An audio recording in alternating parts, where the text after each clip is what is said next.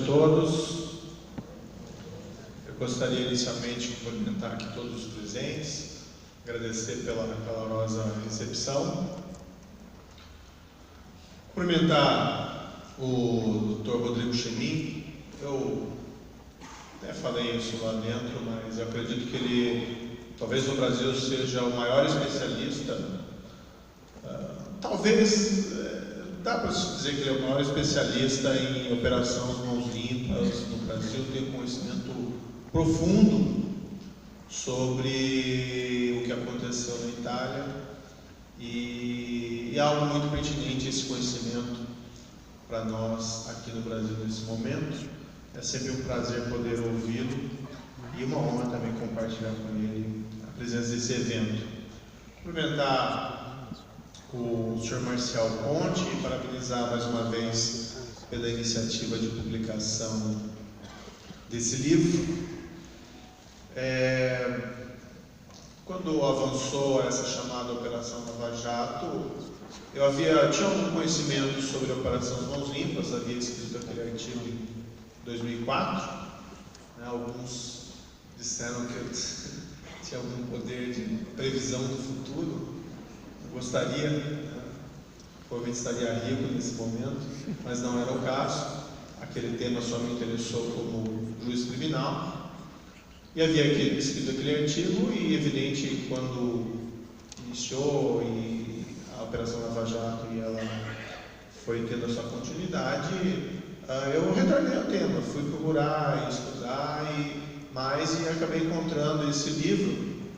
O nome em inglês dele é Manipulite, 20 anos dopo, e é um livro mais completo sobre a Operação Mãos Limpas. É um livro muito detalhado, mas ali tem um relato muito completo, numérico, sobre os fatos, escrito por jornalistas. E foi uma fonte nova de conhecimento que eu não tinha na época que escrevi lá em 2004. Até acabei esse ano tive a honra de conhecer dois dos magistrados que atuaram na Operação Mãos Limpas, estiveram aqui no Brasil. Um deles, o Percamino Davi, e o outro, o Gerardo Colombo. Um deles hoje o Gerardo Colombo é aposentado, dono de uma editora.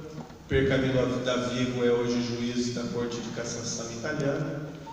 E eles mesmos, falando sobre esse tema, afirmavam: olha, o livro mais completo é esse. Não que não tenham outros bons livros, mas esse é o livro mais completo.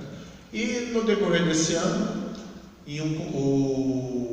acho que foi ano passado até, o Sr. Marcial entrou em contato comigo e estava publicando a editora Cidadel o Maldição do Petróleo, um livro interessante, mas um livro escrito, não um livro que conta uma investigação policial, mas conta o problema vivenciado por vários países que acabaram encontrando fontes importantes de petróleo, mas que se tornaram muito dependentes daquela fonte de recursos, com todos os problemas que isso traz. E ele, naquela época, me convidou para escrever o prefácio. Eu falei: olha, recusei, o convite era gentil, mas recusei, porque não é minha área. Eu sou um juiz trabalhando num caso criminal e muito longe de ter um conhecimento específico sobre petróleo. Mas esse ano eu fiquei muito feliz que ele entrou em contato novamente. E agora sim, disse: olha, estamos traduzindo esse livro, Operação Mãos Limpas, para o português. E ele disse aqui que o trabalho era muito grande, e realmente, vejam, é um trabalho imenso, e o italiano é uma língua traiçoeira, talvez uma palavra um pouco forte, mas é uma língua difícil por causa desses neologismos. Me convidou gentilmente para escrever o prefácio. Eu concordei de imediato, então saiu esse prefácio. E por isso também estou aqui, me convidou para esse lançamento. Como ele disse, eu não tenho nenhum retorno financeiro por conta desse livro. Eu vim porque o livro é bom. primeiro lugar, né? O livro é bom, então eu recomendo. Mas, principalmente, e nisso já foi adiantado muito na brilhante exposição do Dr. Rodrigo, é uma história interessante que tem paralelos com a nosso momento recente. Então, é um livro para se ler e admirar a parte boa do livro, do trabalho que foi feito. Realmente as operações Mãos Limpas foram, e nisso era muito maior do que a própria chamada Operação Lava Jato, foi uma investigação criminal sobre crimes de corrupção e lavagem. Pelo menos não conheço nenhuma outra com igual dimensão no mundo, não que eu possa ter havido, mas pelo menos não conheço. Mas aquela Operação Mãos Limpas, com todo o mérito do trabalho dos magistrados, dos procuradores, da polícia, dos magistrados, gerou um momento de grande virtude na Itália em seu início, lá em 92, 93 e 94, mas ele tem também o lado negativo, em que aquelas expectativas geradas pela operação de que a Itália se tornaria um país muito menos corrupto, não se concretizaram, pelo menos não conforme as expectativas geradas pela investigação.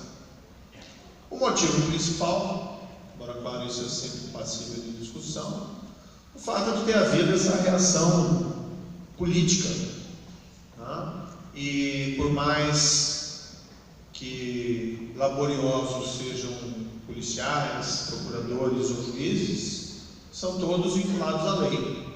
Então, se a lei é alterada, se a lei estabelece limites que são intransponíveis, né, se as leis impedem que se faça um bom trabalho de investigação, de persecução e de julgamento efetivo desses casos, os agentes da lei ficam evidentemente maniatados. Então esse livro, essa história é interessante por dois motivos. Um, para identificar essas similitudes, admirar o trabalho dos magistrados, isso eu pude falar com eles pessoalmente, uma grande admiração pessoal pelo trabalho que eles realizaram, mas por outro lado um alerta, né, de que expectativas geradas foram parcialmente frustradas. É difícil dizer se a Itália hoje está melhor ou pior, se a corrupção é maior ou pior. A corrupção, ela não gera estatísticas fáceis de serem identificadas. A corrupção pode ser enorme, mas a corrupção provada pequena. A corrupção provada nos processos judiciais pode ser apenas uma fração diminuta da corrupção realmente existente. Então é muito difícil dizer se a Itália está melhor ou pior. Eu acredito, apesar da frustração das expectativas, que ela se encontra melhor. Eu acho que a corrupção mudou de forma e tenho a esperança de que ela esteja melhor na Itália do que era no passado, mas não se pode afirmar isso categoricamente. Mas inegavelmente aquelas expectativas, né, e na Itália, assim como aconteceu no Brasil, as pessoas foram às ruas, as pessoas protestaram e gerou esperança em toda a sociedade, seja no setor público, seja no setor privado, de que as coisas iriam ser alteradas, mas aquelas expectativas realmente foram frustradas por conta da reação legislativa. Então a Itália também nos ensina, no lado mais sombrio dessa história, o que não fazer. Nos indica que nós temos uma oportunidade e que nós devemos aproveitar essa oportunidade e não simplesmente desperdiçá-la. Então, por isso, mais por esse motivo, que esse livro é um livro muito oportuno nesse momento. Também, antes de iniciar, depois desse breve introito, antes de iniciar, gostaria de cumprimentar vários conhecidos aqui, também cumprimentar as autoridades presentes, as senhoras e senhores, e agradecer pelo privilégio de estar tendo essa oportunidade de falar aqui para todos os senhores e senhoras. Algumas similitudes sobre as mãos limpas e a chamada Lava Jato. Só fazer uma ressalva, que eu sou o juiz de um caso que em parte independente. Essa chamada Operação Lava Jato são várias ações penais, são várias acusações formuladas pelo Ministério Público, acusações separadas. Todas elas envolvem o mesmo contexto, mas o Ministério Público optou como estratégia de apresentar acusações em separado para evitar que tivesse uma acusação gigantesca, um maxi processo, que, sem embargo da virtude dos juízes italianos da Sicília, o Giovanni Falcone e Paulo Borsolino, nós não teríamos dificuldades de repetir essa experiência aqui no Brasil. Isso lá em relação à máfia, diga-se. Mas eles formularam essas acusações separadas, e parte dessas acusações já foram julgadas. Parte dessas acusações ainda estão pendentes e existem investigações pendentes. Como juiz, eu posso falar apenas dos casos que já foram julgados. Então, não posso falar de nenhum caso pendente de julgamento. Foi dito aqui que depois vai ser aberto espaço para perguntas, então já faço esse alerta. Não adianta dirigir perguntas sobre casos pendentes, que elas não vão ser respondidas, mas eu posso falar sobre os casos já julgados. E a principal similitude que foi identificada entre a Mãos Limpas e a Lava Jato, e na Lava Jato eu me refiro aos casos já julgados, é que nós temos a corrupção como um sistema. A corrupção, para nós sermos francos, existe em qualquer lugar do mundo, seja nos países mais envolvidos, seja nos menos envolvidos, seja no desenvolvimento, seja na África, seja na Europa, seja nos Estados Unidos, seja no Brasil, seja na nossa região latina, ela existe. Agora, uma coisa é a corrupção como um ato isolado no tempo e no espaço, e outra coisa é a corrupção como um sistema. O que as investigações, que, como muito bem colocado, se iniciaram modestas na Itália, mas elas foram prosseguindo qual uma bola de neve, o que as investigações revelaram é que havia um sistema de corrupção, havia uma corrupção sistêmica. A propina, o pagamento da propina, o pagamento da vantagem indevida nos contratos públicos, era uma espécie de regra do mercado. Ou seja, não é que havia um contrato público e eventualmente ali se combinava o pagamento de propina. A regra era que nos contratos públicos se pagava a propina. Tá claro que isso não se estende talvez a todos os contratos, não é uma regra universal, mas havia uma regra, inclusive com taxas pré-estabelecidas. Então, por exemplo, nos contratos da autoridade do Rio do Poço, dizia que a regra do pagamento de propina era uma taxa de 5% em cima dos contratos. Em contratos de outras localidades, outras administrações, haviam percentuais diferentes. Mas o engajamento dos agentes públicos e dos agentes privados naqueles contratos, já haviam regras que estabeleciam necessidade de pagamento de propina, que eram pré-estabelecidas.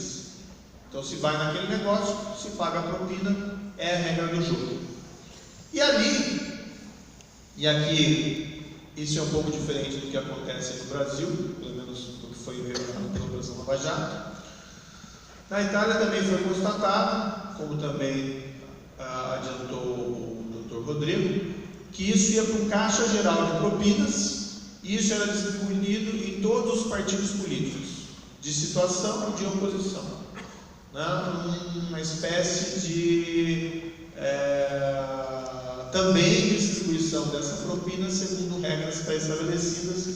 O partido X ganha tanto, o partido Y ganha tanto, ainda que eventualmente sejam adversários políticos, pelo menos ao público. No Brasil, considerando os casos julgados, também foram identificados provas de pagamento de propina como regra do jogo. foco da Operação Lava Jato são contratos da Petrobras. A investigação também começou modesta e ela foi crescendo. Então, inicialmente, a investigação era vinculada ali a alguns operadores do mercado de câmbio negro, pessoas que se acreditavam que eram lavadores profissionais de dinheiro, mas sem muita vinculação com contratos públicos naquele primeiro momento. A polícia, no entanto, literalmente tropeçou, né, no fato e na prova de que um desses lavadores havia adquirido lá, como foi dito, um veículo de luxo para o ex-diretor da Petrobras. Também no âmbito da investigação, desse específico lavador profissional, foi descoberto que ele utilizava uma série de contas em nome de empresas de fachada e com movimentações da ordem de milhões, não dezenas, mas centenas de milhões de reais, ultrapassando até a casa do bilhão de reais. E a polícia, examinando essas contas utilizadas por esse lavador profissional, constatou, olha, as principais empresas do Brasil envolvidas em construção de obras industriais, inclusive, figuravam como depositantes nas contas dessas empresas de fachadas utilizadas por aquele indivíduo, por aquele lavador profissional. Então, de um lado, você tem empresas do ramo de construção, várias delas com vultosos contratos públicos com a Petrobras, as principais fornecedoras de serviços de obras da Petrobras, depositando em contas de empresas de fachada. Então, aquela movimentação não pode ter nenhuma razão econômica lícita. E, por outro lado, uma vinculação, ainda que no primeiro momento pequena, desse lavador com o ex-diretor da Petrobras. Na continuidade da investigação, e aqui não cabe entrar em detalhes, seria um pouco longo, mas também foram descobertas contas que esse ex-diretor da Petrobras mantinha no exterior, contas em nome de offshores, e que tinham saldos milionários de valores muito elevados, incompatíveis com os rendimentos, mesmo de um ex-diretor da Petrobras. E eles ganham bem. Eu fui ver algum desses comprovante de vencimento, o salário é muito generoso, não digo que não deva ser, mas realmente vencimentos generosos, mas ainda assim compatíveis com saldos de milhões de dólares mantidos em contas no exterior. E saldos que também não eram objeto de declaração, como deveriam ser aqui perante o Brasil. Juntando esses pontos, havia um grande caso de corrupção. E esses indivíduos confrontados com essas provas resolveram, no segundo semestre de 2014, também aqui não se pode fazer um relato minucioso, colaborar com a justiça.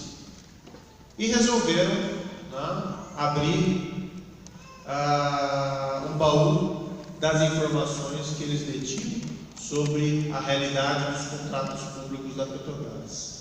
E nesse caso a operação acabou, a investigação acabou ganhando uma magnitude que inicialmente era imprevisível.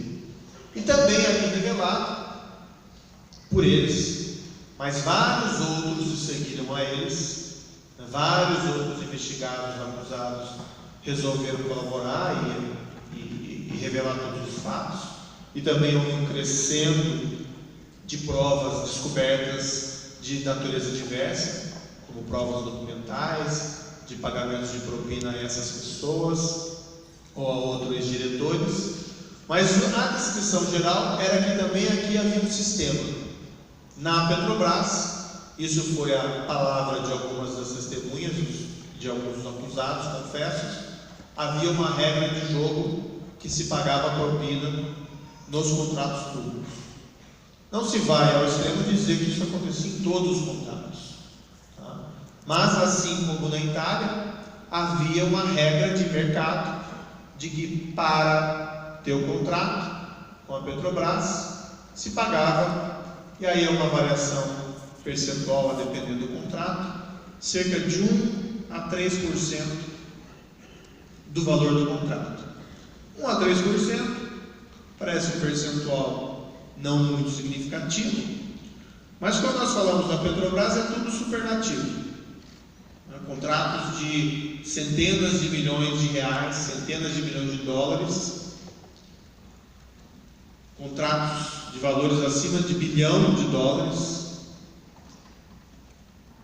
Eu confesso que eu nunca tinha tido conhecimento quanto custava um navio sonda de exploração de petróleo. Fiquei sabendo nessa investigação que eles custam muito caro, normalmente na casa superior a $500 milhões. Então, senhoras e senhores, imaginem aí percentuais de 1 a 3% em cima de contratos dessa magnitude. Mas uma revelação, e aí o caso também se assemelha ao que aconteceu na Itália, que foi feito por esses indivíduos, e considerando alguns casos, isso já foi provado, de que parte do dinheiro ficava com os agentes da Petrobras, parte era destinado a agentes políticos que sustentavam politicamente esses indivíduos, ou a financiamento ilícito de partidos políticos. Hoje, nós temos 4 ex-diretores da Petrobras condenados criminalmente. Se fala muito que as provas da Operação Lava Jato são baseadas em colaborações premiadas.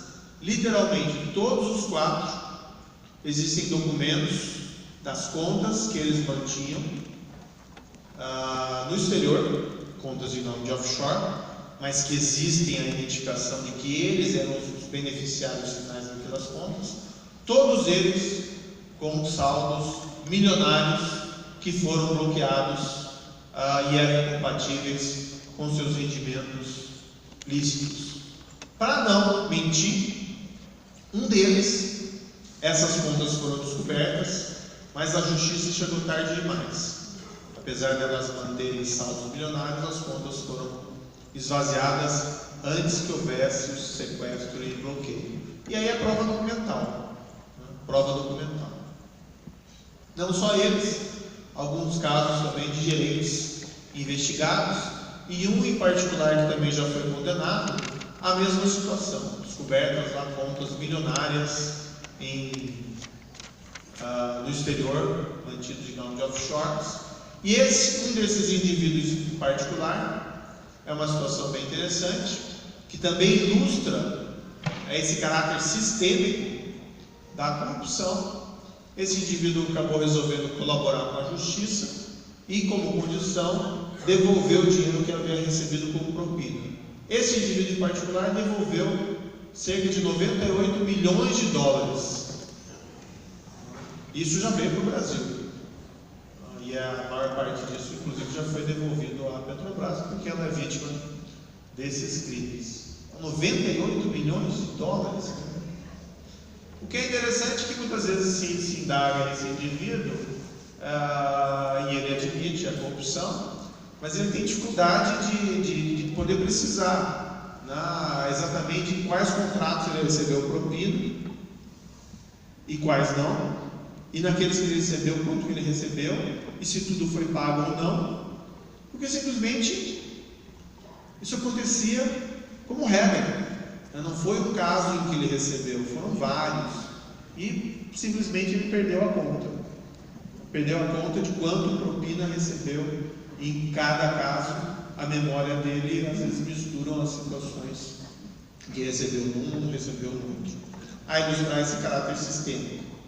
A própria Petrobras acabou reconhecendo prejuízo contábil de R$6 bilhões com corrupção. Veja que nós não estamos falando aqui de perdas contábeis com custos indiretos da corrupção. Porque, por exemplo, pode eventualmente terem sido feitos investimentos do ponto de vista econômico equivocados para gerar recursos para pagar propina. Investir refinaria que economicamente não se justifique, por exemplo, nós temos o caso da famosa refinaria de Abreu e Lima, cujo orçamento inicial de 3 bilhões de dólares foi para 18 bilhões de dólares. Mas esses 6 bilhões de reais é custo direto de propina estimado pela Petrobras. Pode ser mais, pode ser menos, que seja metade disso, ainda assim são 3 bilhões de reais. Imaginem que é 3 bilhões de reais em propinas pagas em contrato. E esse caráter sistêmico, também falando de casos julgados, também é muito presente nesse caso da Lava Jato. Nós tivemos 5 ex-parlamentares federais condenados criminalmente por recebimento de propinas no âmbito dessa investigação. São casos julgados, então eu tenho condições de falar mais abertamente. Mas 2 deles, e esse é um detalhe que me parece muito interessante, foram condenados, mas já haviam sido condenados anteriormente naquele famoso caso da Ação Penal 470, do caso Mensalão, julgado pelo Supremo Tribunal Federal. Já tinham sido condenados por corrupção e foram condenados agora por corrupção num outro esquema criminoso.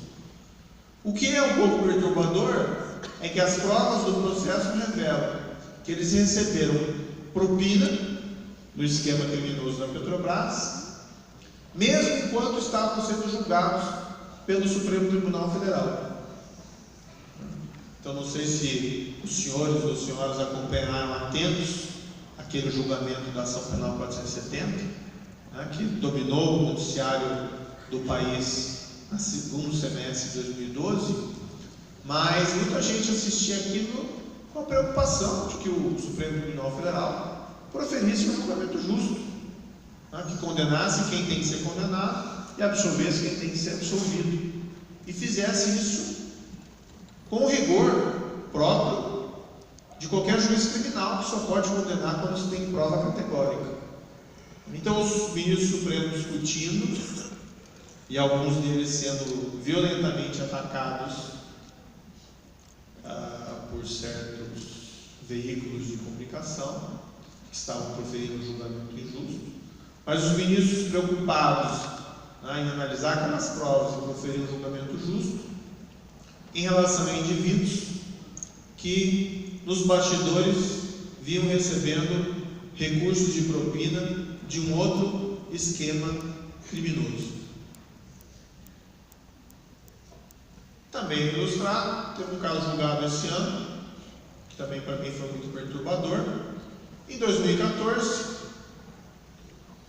esse escândalo criminoso da Petrobras foi revelado, paulatinamente revelado, mas o impacto que isso trouxe à sociedade acabou propiciando até uma CPI, 2 CPIs no Congresso Nacional em 2014. Ou seja, os parlamentares federais buscando dar sua contribuição investigatória desse escândalo criminal. E para minha e de todos surpresa, um desses parlamentares, vice-presidente de uma dessas comissões, foi acusado e recentemente condenado, porque instaurada a comissão parlamentar de inquérito, ao invés de ele cuidar das investigações, ele aproveitou a oportunidade para solicitar pagamentos de propinas a empresários que seriam investigados naquele escândalo criminoso, ou seja, para vender proteção na própria CPI.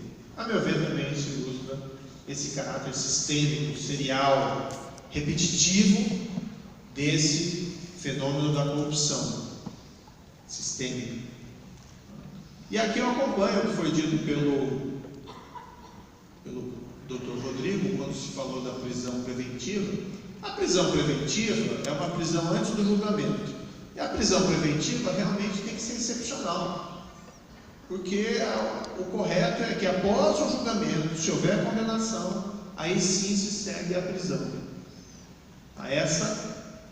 Esse é o procedimento normal. Mas a nossa lei permite que em casos excepcionais, né, haja decretação de uma prisão cautelar antes do julgamento por vários objetivos. E um desses objetivos é exatamente proteger a sociedade da prática de novos crimes. Num cenário como eu descrevi agora, de 6 bilhões de reais de propinas, de pessoas que recebem propinas, corrupção em caráter serial, de pessoas que recebem propinas em diferentes esquemas criminosos, e enquanto estão sendo julgados em um, não se sentem tolhidos em receber de outro, de pessoas que, colocadas pela sociedade, recebendo uma confiança, né, a mais sagrada confiança talvez que existe, que é ser eleito como representante no parlamento, que utilizam esse poder, como no caso da pessoa condenada, não para realizar uma investigação numa comissão, mas sim para obter mais propina. Se isso não indica a necessidade de prisão para coibir esse fenômeno sistêmico da corrupção, eu não imagino o que indique. Esses tempos tive um contato muito interessante com o Dr. José Elgaço. O Dr. José Elgaço hoje é presidente da Transparência Internacional, mas ele tem uma história muito interessante, que ele foi procurador especial nomeado no Peru para contribuir para a investigação e persecução de crimes praticados no âmbito da ditadura do Alberto Fujimori. E ele tinha um braço direito, que era uma pessoa um tanto quanto sombria, Vladimir Montesinos, e eles estavam envolvidos em diversos crimes muito graves, tráfico de drogas, violações graves de direitos humanos, mas igualmente de corrupção. E eu acabei tendo contato com ele, até recebi um livro que ele relata a experiência dele, e lá ele também diz, olha, havia um quadro de deterioração da vida pública que exigia que a justiça demonstrasse que veio a falar firme, para que o próprio público pudesse confiar na justiça de que ela ia realmente agir com imparcialidade, para que eventualmente pessoas que tivessem conhecimento desses fatos tivessem confiança na justiça para ir depor. Como vai se arranjar testemunhas desses crimes graves, complexos, praticados por pessoas em posições poderosas, governamentais, sem que se tenha confiança na justiça? Quando as pessoas assistem muitas vezes à justiça sem fazer nada, paralisada. Então, na minha compreensão, e aí eu sigo o que foi dito aqui, não creio que haja nenhum aprisionamento excessivo nesses casos da Operação Lava Jato, muito pelo contrário. Gostaria de fazer um comparativo com a Operação Mãos Limpas. Diz que lá nos 3 primeiros anos foram cerca de 800 prisões cautelares. Nós estamos num número muito inferior a isso, muito embora o caráter serial desses crimes talvez tenha uma dimensão similar. Pois bem, aí eu vou caminhando para a parte final, apontando essas duas similitudes. Não tem que entrar aqui em vários detalhes, mas a similitude que é mais preocupante é essa movimentação que talvez possa ser identificada em alguns sinais de que talvez se busque alguma espécie de interrupção dessa Operação Lava Jato. Quando eu comecei a trabalhar nessa Operação Lava Jato, eu tinha presente que eu estava lidando com um caso criminal. Eu hoje tenho presente que eu lido com algo que é um pouco além. num caso que diz respeito à qualidade da nossa democracia. Democracia tem vários sentidos, as pessoas divergem a respeito do que significa democracia, mas há um certo consenso que a democracia não significa apenas eleições. As eleições são importantes, eleições periódicas, porque é uma forma pela qual os governantes respondem aos governados.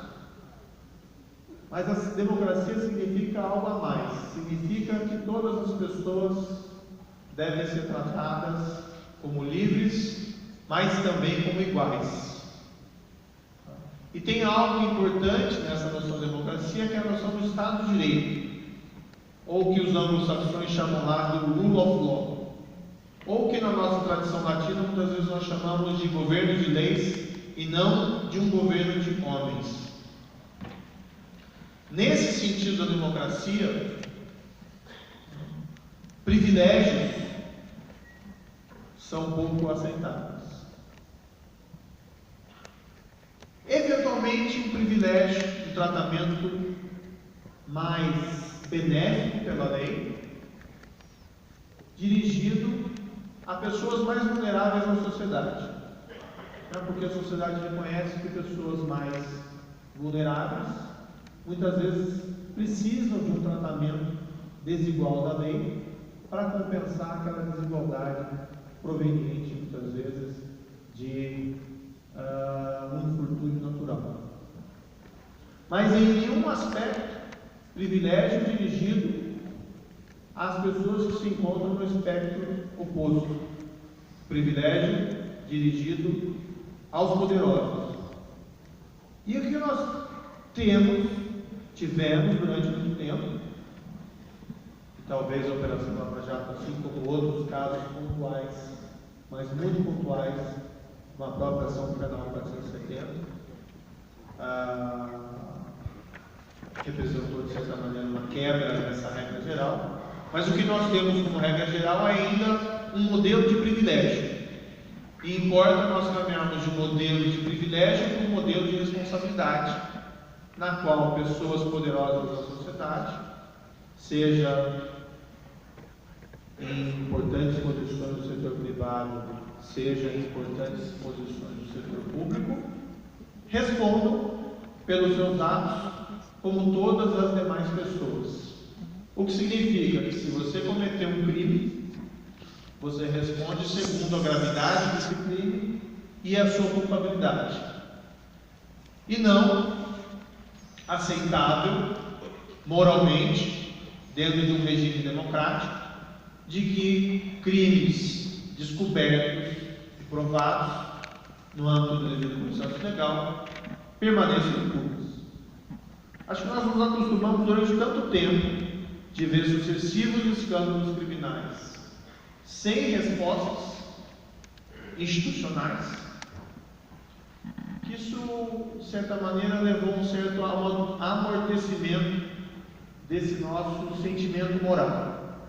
E um costume de que isso é assim mesmo. A corrupção faz parte da nossa natureza, talvez seja uma doença dos trópicos. Herdamos isso dos... e vem aquelas velhas justificativas, herdamos isso dos portugueses. Culpar os portugueses pelos problemas atuais do Brasil, eu acho realmente fantástico. 500 anos depois, nós estamos culpando a nossa herança ibérica, sem que nós encaremos de frente as nossas responsabilidades. Mas durante tanto tempo, sucessivos escândalos criminais, sem encontrar uma resposta institucional, seja porque a justiça não funciona, seja porque as eleições guidam essas pessoas sucessivamente a seus postos, sem que sofram a censura durante essas eleições periódicas, que isso levou a um certo amortecimento moral de nós, e que nós passamos a ver isso como normal. E esse passado recente, e essa investigação, nos oferece uma oportunidade de mudança. Mostra que a justiça pode funcionar, que esse modelo de privilégio não é algo enraizado, natural, mas algo que pode ser institucionalmente enfrentado. Mas esse modelo de privilégio tem os seus defensores. Não existe uma mudança sem que haja turbulência. Não existe um incremento da qualidade da nossa democracia sem que haja resistência. E para isso, esse caso da Itália nos revela que a justiça funcionando é importante. A justiça é uma condição necessária para a superação desse modelo de privilégio, mas ela não é uma condição suficiente. As demais instituições, governo, Congresso, o setor privado, a sociedade tem que fazer a sua parte. Não espere que a solução vai vir unicamente da justiça. Tem até uma frase nesse livro, no começo desse livro, dentro das epígrafes, uma frase bem interessante, provavelmente não estou citando aqui literalmente, mas uma vez o juiz resolveu aplicar a lei. Primeiro tiraram o juiz, depois mudaram a lei. E esse é o risco que nós realmente estamos talvez enfrentando. Existem projetos de lei sendo discutidos no Congresso. Há um projeto de lei, por exemplo, que proíbe a colaboração premiada do investigado e do acusado preso. Não sei como justificar constitucionalmente a limitação da ampla defesa do investigado e do acusado preso, porque a colaboração não é só um meio de investigação, mas é um meio de defesa.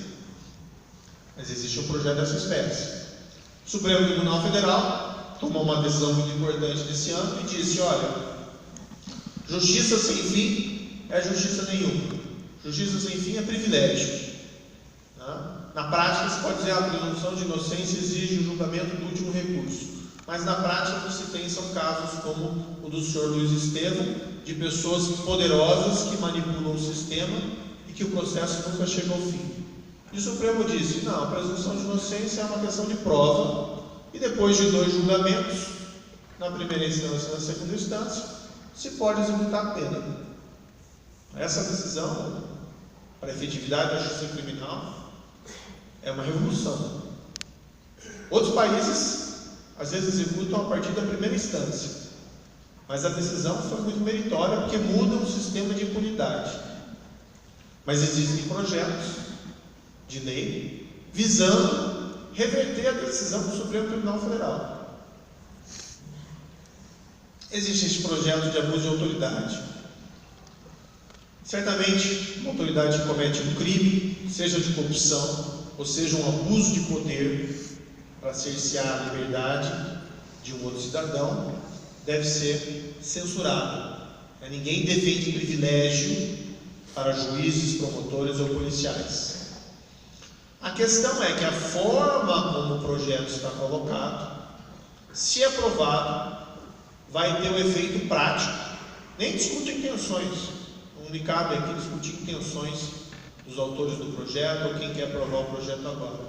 Mas pode ter o efeito prático de colocar os juízes, promotores e policiais dentro de um clima de perene ameaça de serem processados criminalmente, não porque abusaram dos seus poderes, mas sim que tomaram decisões que eventualmente depois forem qualificadas como arbitrárias. Direito, não sei se devem ter vários estudantes de direito aqui, ou profissionais formados. Direito não é matemática, e pessoas razoáveis divergem razoavelmente sobre interpretação do direito e interpretação dos fatos. Por exemplo, no projeto tem lá que se o policial empregar as algemas desnecessariamente alguém que não é perigoso ou que não tem risco de fuga, ele comete abuso de autoridade. Mas como é que o policial vai saber, de antemão, que aquele indivíduo não oferece algum risco? Se eventualmente for preso, não pode ter uma reação emocional intempestiva, tivemos um caso de um ex-governador, não é um caso meu, posso falar, que foi recentemente preso e teve uma reação um tanto quanto dramática. Ou um preso que o policial não tem conhecimento apropriado do histórico e de repente é uma pessoa que tem perigo. E é muito fácil para mim, eu estou lá no meu gabinete luxuoso, nem é tão luxuoso, mas o argumento é luxuoso, é importante. Eu digo, não precisava usar essa algema, mas não sou eu que estou lá conduzindo o preso. O risco é do policial, é muito fácil para o juiz ou o parlamentar lá no seu gabinete dizer que a algema não é necessária naquele caso, mas é para o policial. E o risco é dele. Se acontece algo com ele, ou com um terceiro, ou com o próprio preso, o risco é dele. Da mesma forma, o juiz. O projeto diz lá que se o juiz, se for decretada uma prisão fora das hipóteses legais, é abuso de autoridade. Pois bem, mas as pessoas divergem sobre a interpretação da lei. E o juiz, diante de um caso, pode entender, não, aqui é um caso que a prisão está justificada. E o outro juiz entender de maneira diferente. E o que acontece se a decisão for revista? Nós temos uma generosa instância recursal e superior, né? E dentro de um sistema de erros e acertos do judiciário, é possível que um ministro do Supremo, do STJ, um desembargador discorde do juiz de primeira instância. Assim como é possível que discorde do desembargador, assim como é possível que discorde do ministro do STJ. E todos eles, então, responsáveis criminalmente, caso, por exemplo, uma prisão decretada seja revista no Supremo Tribunal Federal? Será que o juiz decretou fora da hipótese legal? Será que isso é abuso de autoridade? Ou são interpretações divergentes, mais razoáveis? E como o juiz vai ter liberdade, segurança, para proferir suas decisões, se ele sabe que ele pode ser processado criminalmente por eventualmente tomar uma decisão na qual ele se equivocou? Para fazer um paralelo, pensem na medicina do médico. Tá? Todo cirurgião que não conseguir salvar o seu paciente deve ser processado e condenado criminalmente. Vocês não vão encontrar cirurgiões mais dispostos a realizar cirurgias. Por quê? O erro é uma possibilidade, não é uma ciência exata. Claro que o erro abusivo, a negligência, a atuação dolosa, má intencional, deve gerar uma responsabilidade respectiva. Mas não quando o que se faz é uma atuação normal da sua função, ainda que eventualmente não possa proferir o juiz uma decisão que não venha ao final prevalecer.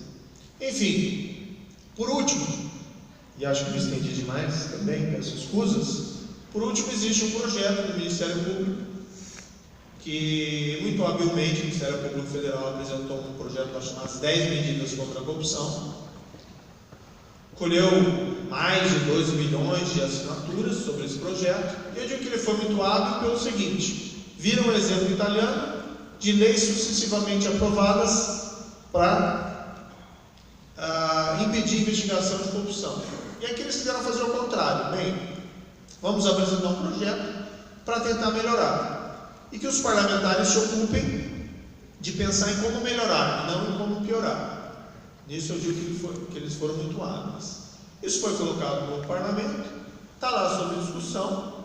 Certamente o parlamento tem liberdade para discutir as propostas e tem liberdade para eventualmente não aprová-las todas, mas seria importante para que os nossos representantes eleitos demonstrassem que também eles repudiam esses crimes, que eles estão sensíveis às milhões de pessoas que saíram nas ruas protestando, entre várias coisas, contra a corrupção, e respeitando também aquelas mais de 2 milhões de assinaturas, que esse projeto fosse aprovado não integralmente, está dentro da liberdade deles não aprová-lo integralmente, mas pelo menos parcialmente do que ele tem de mais importante. Tá? Porque é aquela sinalização importante de que outras instituições também são sensíveis ao problema e de que as oportunidades geradas pelas investigações, não só nesse caso da Operação Lava Jato, mas de outras que também pululam por aí, e o exemplo do próprio Supremo Tribunal com a ação penal 470 não seja desperdiçado e que nós aproveitemos esse momento para melhorar a qualidade da nossa democracia.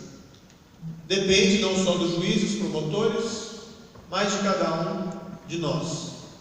Tá? Olhem à sua volta, olhem nos espelhos das suas casas, e a democracia é isso aí, o poder do povo, e nós precisamos exigir que ela seja aprimorada. Muito obrigado pela atenção de todos os senhores e senhoras.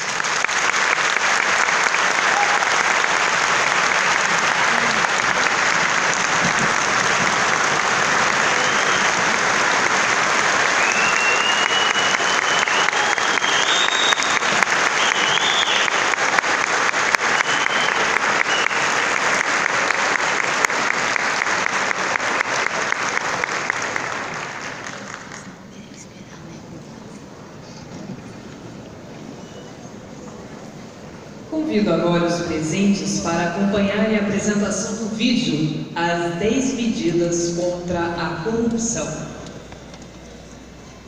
Chegou a hora de fazer algo eficaz e prático para combater a corrupção no nosso país. O Ministério Público Federal propôs as 10 medidas contra a corrupção. Mas elas precisam ter a lei, sua manifestação. Pode fazer. Deputados e senadores, entendam tudo o que queremos. As 10 medidas serem aprovadas sem alterações. Só o conjunto completo dessas medidas pode fazer a corrupção deixar de ser um bom negócio no Brasil. Medida 1. Prevenir a corrupção, conscientização e educação.